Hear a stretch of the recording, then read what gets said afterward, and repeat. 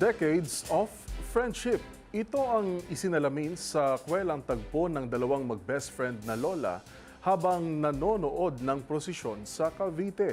Para kasi hindi mangalay, ang isang lola ay ipinahiram ang kanyang wheelchair sa kanyang BFF. At nang umupo na ang kanyang BFF, siya namang pagkandong ni lola na may-ari ng wheelchair sa kanyang kaibigan. Eksenang nagpaantig sa netizens. Ang hashtag BFF goals ng two grandmoms, panoorin sa report ni Dustin Bayog.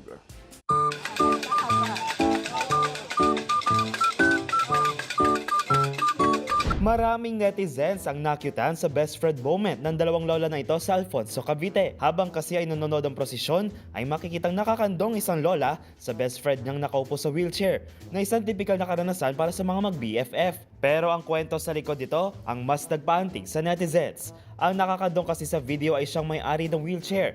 Nakita niya raw kasi ang kanyang BFF na nakatayo habang nanonood ang prosesyon, kaya naman inalok niya itong maupo sa wheelchair. At nang maupo si Lola, ay siya rin pagkandong ng kanyang BFF. Hashtag Best Friend Goals. Para sa uploader na si Kimberly Ilaja, mag-best friend na raw ang dalawang lola sa loob ng 50 years na pareho naging guro at ngayon pinatutunayan that friendship is endless. Marami namang netizens na nakita sa moment na ito ng two grandmoms. Habang para sa isang netizen, ay sana raw ay magkaroon din siya nito sa future. Samantala, ang video ng dalawang lola ay umabot na nga sa higit 900,000 views sa TikTok na mayroong higit 100,000 hearts sa naturang platform.